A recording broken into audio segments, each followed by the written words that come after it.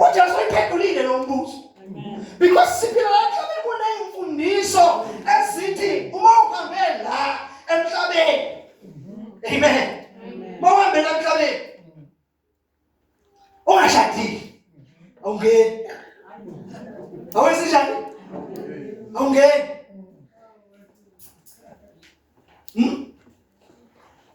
Kulemfundiso zokuthi awukwazi ukushada. Abazali bashadana. Amen. Amen. Thina sikholwayo leyo nto ithi ayisebenzi ngoba sihamba ngokweqiniso lani.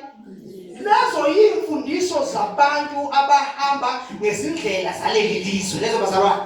La uthola khona abantwana bethwala khona izono zabazali babo.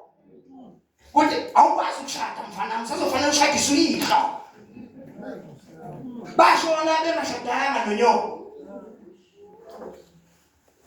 Abantu bebabophelile baboshwe ulwazi lona emhlabeni, izinto zala emhlabeni zibabophile, akakwazi ukunyakaza, akakwazi ukuqala facane neyakhe impilo. Usabanjwe impilo yabazali, uyozafe naye engayiphilanga yakhe, naye ashiyeni is recurring, naye ashiyeni ezinye ingazakhe ingane ngoba neyakhe akayiphilanga bezama ukuphila yabazali bakhe.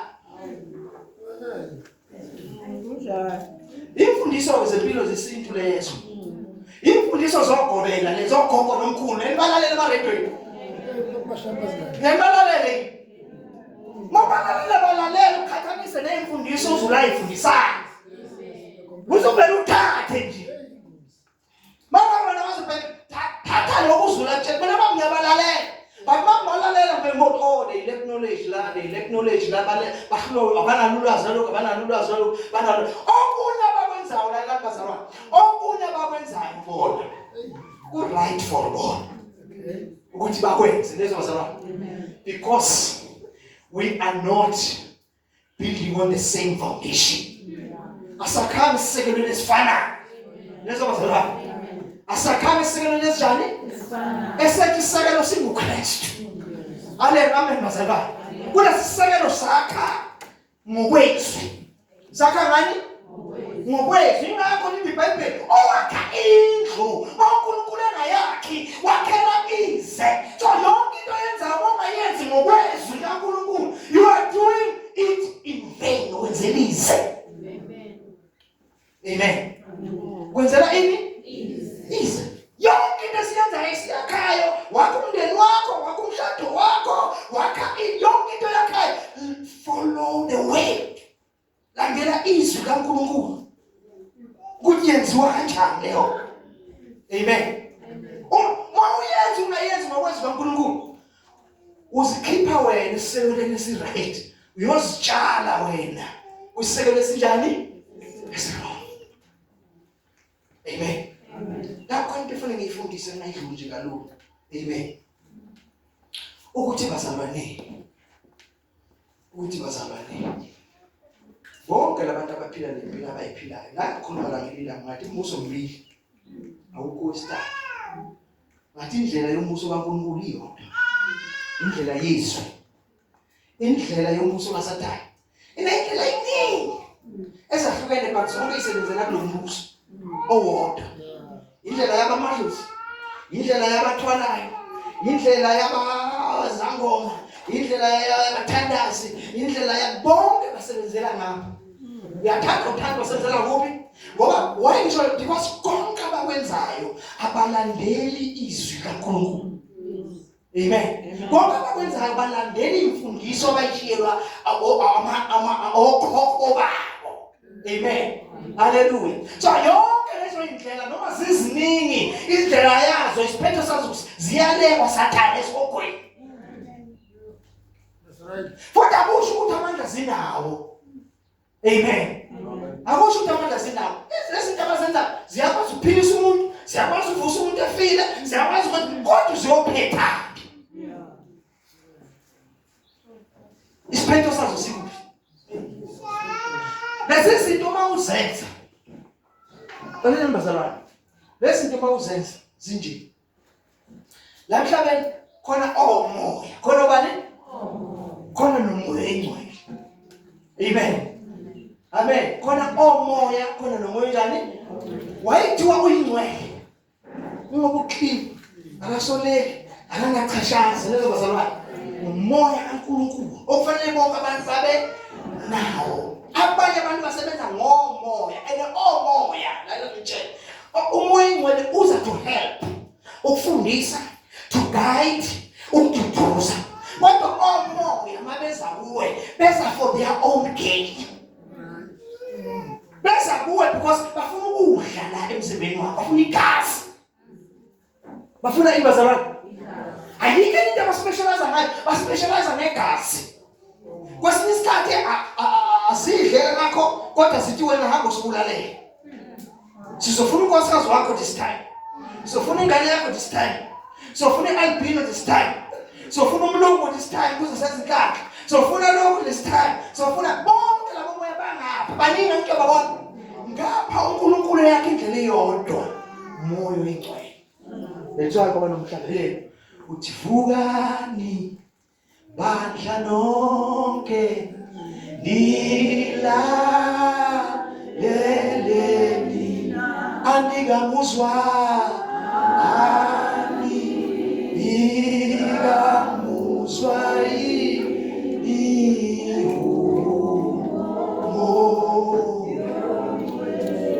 ngempela usedla uvela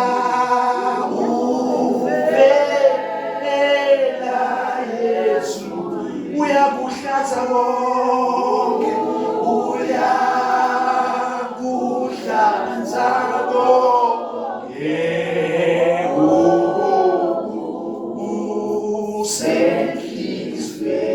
munye nje uza just to help, to encourage, ukufundisa, ukukuhola nokunye uhle lezo bazalwane. But yonke le mimoya mayiza iza kuze kusizakale yona. Malibonke igama lenkosi. Now let us prove it. Let us khuluma ngayo kwesivule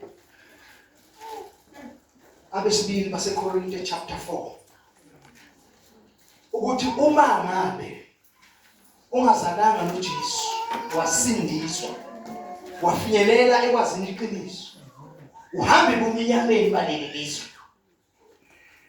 uNkulunkulu waleli lizwe owusathana uphuphuthesekile ingqondo zabantu. Uphuphuthekisile ingqondo zabantu. Abantu bahamba baphuphuthekiswa usathana with wrong teachings. With the wrong teachings. Amen. With the wrong teachings.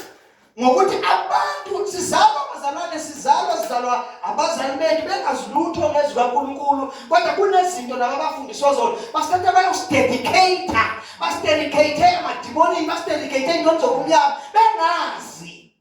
Amen. But thina wasesazi uya kanjani kumnyama emsewazi. Funda. Lapho uma ivangeli lethu lifihlakele kwabalahlwayo okukubona abangakholwa uNkulunkulu walelizwe. Hayi ufunda nje. Ngingalifethi nje iBhayibheli. Ngiyenza ukuthi iphambene la ifunda khona. Bengakholwa uNkulunkulu walelizwe. Okukubona abangakholwa uNkulunkulu. Funda kahle, ifundise text. Abana. Bhala ngikutshela imistake kubo. Bhala ngitshela mina teach.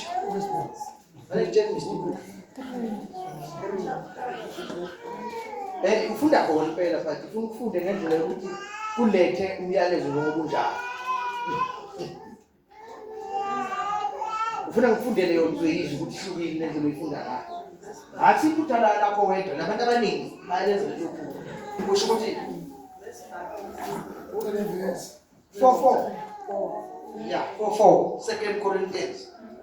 Abanye bafunde ngesingisi. Funda nawe mawuze uphinde mhlawumbe udigestile manje. Mhlawumbe udigestile, angeke ngisholo enkulu usifana ukuhlolisisa ukuthi hayi ngiketshela.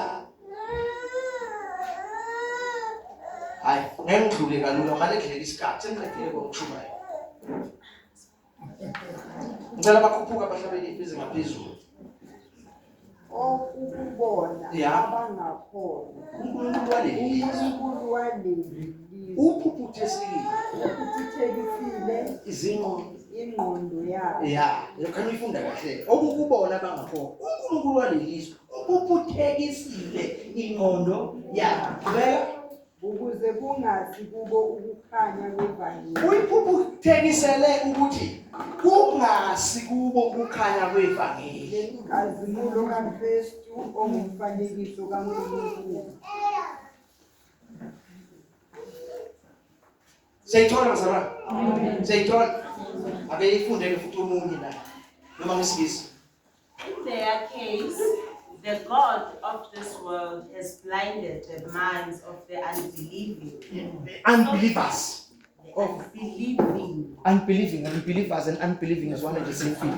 Yeah, it's one and the same thing. So they might not see the light of the good news. So that they might not see the light of the good news. Of the glory of Messiah. The good news of the glory of Messiah. Who is the image of God. Yabona, yiki Bible la. Abantu abangakholwa. Amen. uJesu Kristu. Abakholwa vele uNkulunkulu. So njengoba bengakholwa uJesu Kristu abakholwa uNkulunkulu, njengoba bengakholwa uNkulunkulu. Vele kusho ukuthi afola ngaphansi kwaNkulunkulu waleli. Neze bazalwane. Awuzakhali njalo. Bese lithi noNkulunkulu waleli lizwe. He has blinded their minds. He has blinded their minds ukuze bangaboni ukukhanya kwevangeli. Ivangeli ngeyinto leli ngikhuluma. Amen. Ukuze bangaboni ukukhanya kwani? That's why bayala kodwa bakhuluma manje. Excuse me.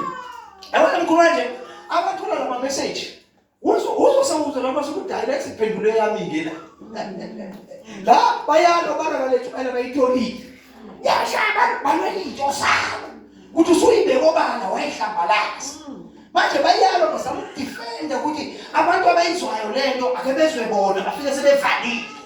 Bazama ukuvala ukuthi abantu bangamukeli iqiniso malifika kubo. Bazame ukubeka ukuthi basitshele abantu abasindisiwe thina. Basitshele abantu abasindisiwe thina. Angulalela omunye nje eshumayela la.